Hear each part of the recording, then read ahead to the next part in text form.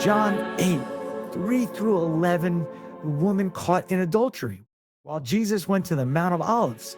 But early in the morning, he arrived again in the temple area, and all the people started coming to him, and he sat down and taught them. Then the scribes and the Pharisees brought a woman who had been caught in adultery and made her stand in the middle. They said to him, "Teacher, this woman was caught in the very act of committing adultery. Now in the law, Moses commanded us to stone such women. So what do you say?" They said this to test him, so that they could have some charge to bring against him. Jesus bent down and began to write on the ground with his finger. But when they continued asking him, he straightened up and said to them, "Let the one among you who is without sin be the first to throw a stone at her."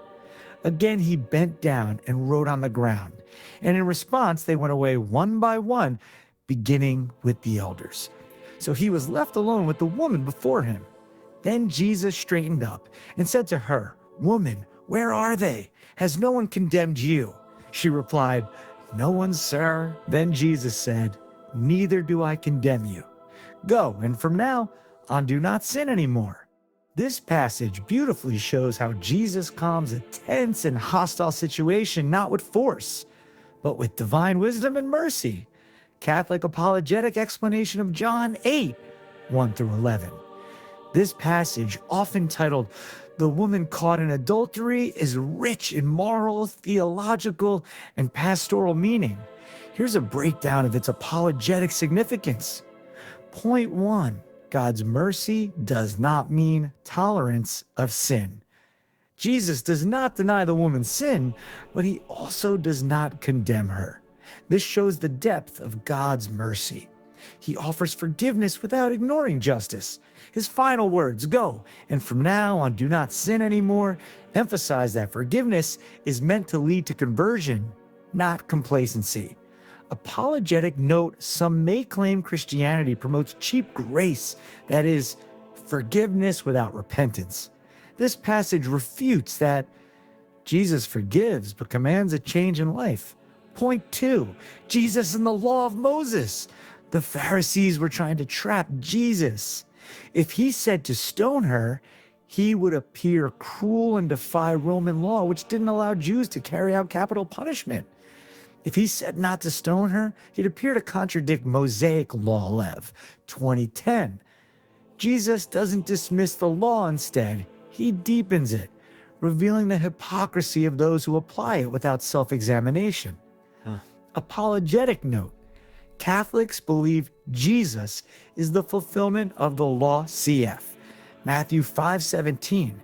This passage shows how he brings justice and mercy into perfect harmony. Point 3. Who can judge? Let the one without sin cast the first stone reveals Jesus' teaching that judgment should be made with humility and self-awareness. It does not mean that we can never make moral judgments. Rather, we must avoid self-righteous condemnation.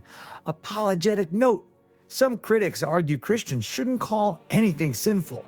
This passage shows Jesus does call sin sin, but urges that correction be rooted in mercy. Point 4. Confession and absolution prefigured. Jesus alone remains with the woman, just as in the sacrament of reconciliation, the penitent remains before Christ through the priest. He forgives her, not based on her excuses or denial, but based on his divine authority and her contrite heart. Apologetic note: this supports the Catholic view that Jesus forgives sins, and he gave that same authority to his apostles, cf. John 20:21, 23.5. The church is an embrace of imperfect hospital. The church is not a heaven for the perfect, but a hospital for sinners. This story embodies that. The woman is not excused, but she is welcomed, forgiven, and called to holiness. Catholicism teaches that God meets us in our brokenness, not to affirm it, but to heal and transform it.